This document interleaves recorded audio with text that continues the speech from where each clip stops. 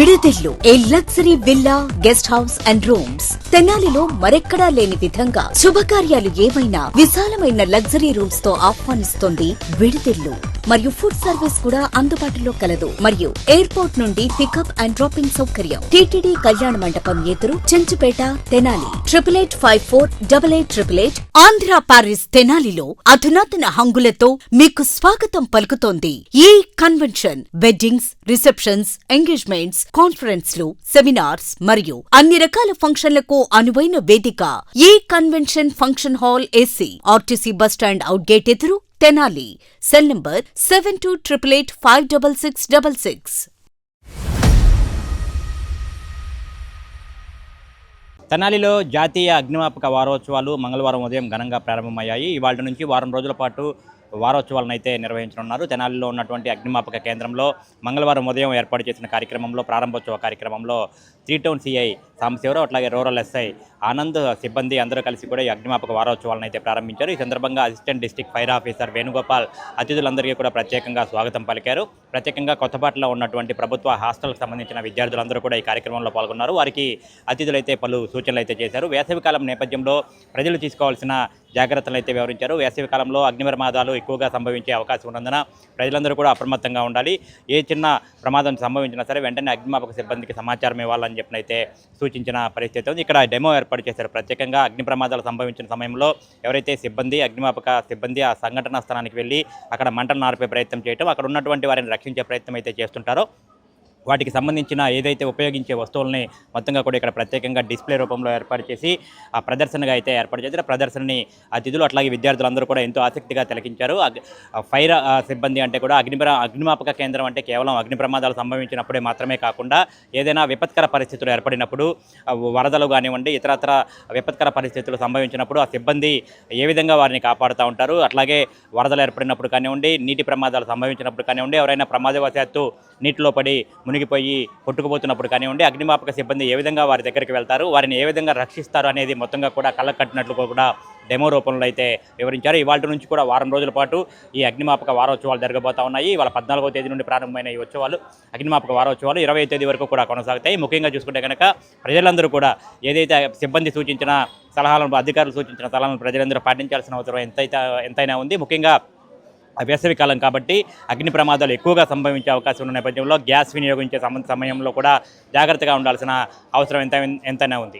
అగ్నిమాపక వారోత్సవాలు ప్రతి సంవత్సరం కూడా ఏప్రిల్ 14 నుంచి 20 వరకు జరుగుతాయి. ఈ కార్యక్రమాల్లో మేము ప్రతి ఒక్కరికి కూడా అవేర్నెస్ కార్యక్రమం నిర్వహిస్తూ అందరికీ ప్రైమరీగా ఎలా ఆర్పాలి, మీరు భయపడకుండా వాటిని ఎలా అటాక్ చేయాలనే దాని మీద కార్యక్రమం నిర్వహిస్తుంటాం. కాబట్టి పిల్లలందరూ కూడా ఎక్కడ కార్యక్రమం జరిగినా కూడా మీరందరూ పాల్గొని ఇవి నేర్చుకొని 10 మందికి తెలపాలని చెప్పి కోరుకుంటున్నాం. రేపటి నుంచి డెమోస్ వరుసగా ఉంటాయి మాకు 6 రోజులు కంటిన్యూగా.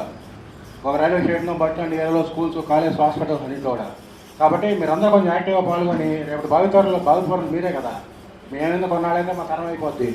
మీరు నేర్చుకొని మీ ఇళ్ళ దగ్గర మీ తల్లిదండ్రులకి, మీరు అపార్ట్మెంట్ వాసులు అయితే అపార్ట్మెంట్లో మీ నైబర్స్కి, మీ స్కూల్ పిల్లలకి, అదే మొత్తానికి కూడా మీరే తెలియాల్సిన బాధ్యత మీపై ఉంటుంది. కాబట్టి ప్రధానంగా మీరు అసలు ఫైర్ అంటే ఏంటి, ఇవి ఎన్ని రకాల వేళ ఆపాలి, ఇవన్నీ కూడా మీరు తెలుసుకోగలిగితే మనం ప్రకృతి విపత్తుల్ని వచ్చినప్పుడు ఎలా ఎదుర్కోవాలి అదొక సబ్జెక్టు.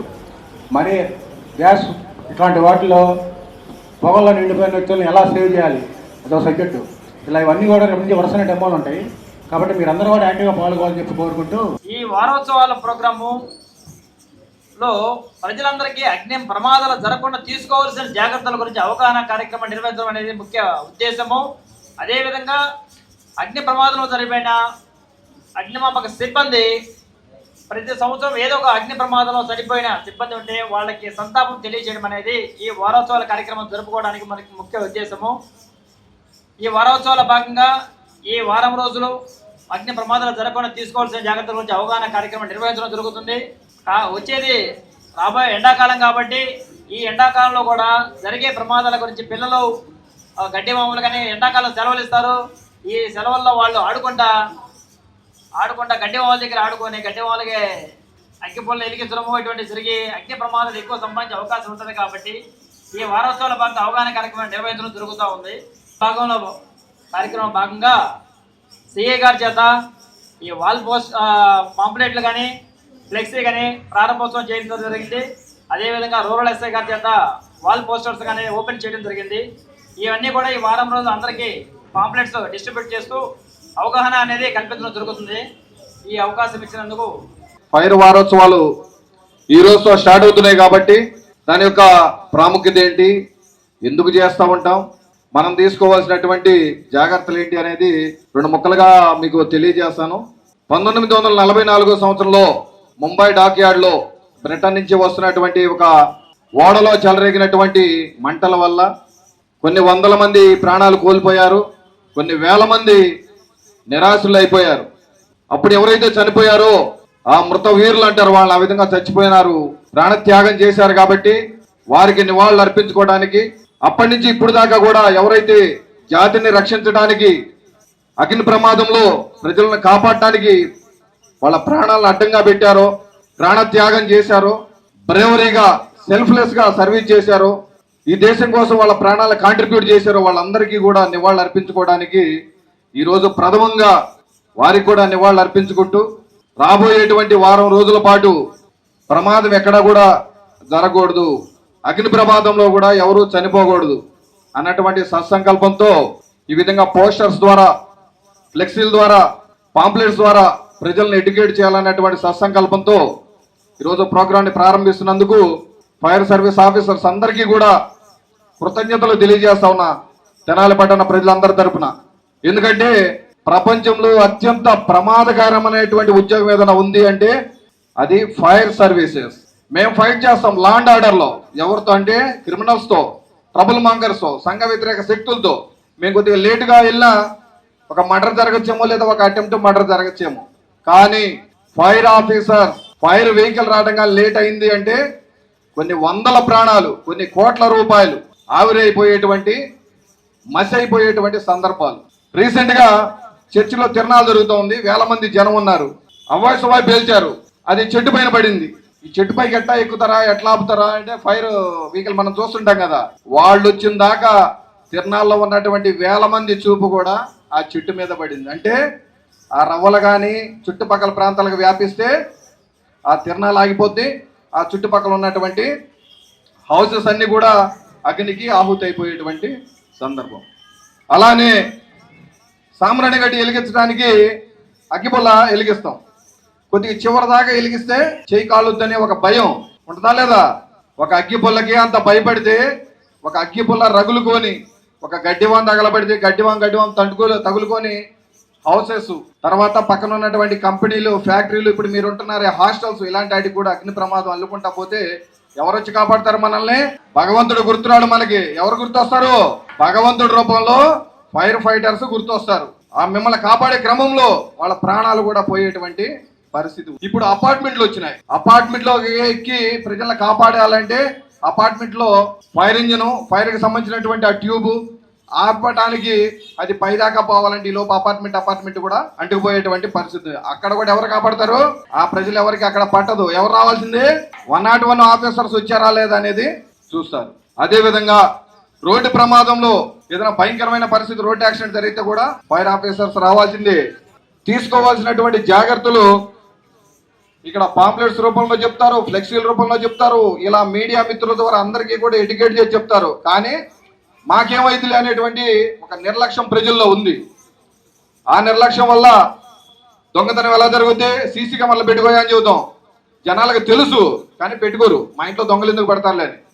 దొంగతనం పడ్డాక మా ఇంట్లో 100 గ్రాములు గోల్డ్ పోయిందండి, కూతురు పెళ్లి కోసం కూడా పెట్టుకున్నటువంటి 20 లక్షల రూపాయలు కూడా దొంగోడు తీసుకుపోయాడు అంటాడు. ఏమైనా ఇంటికి సీసీ కెమెరా ఉందా? లేదు.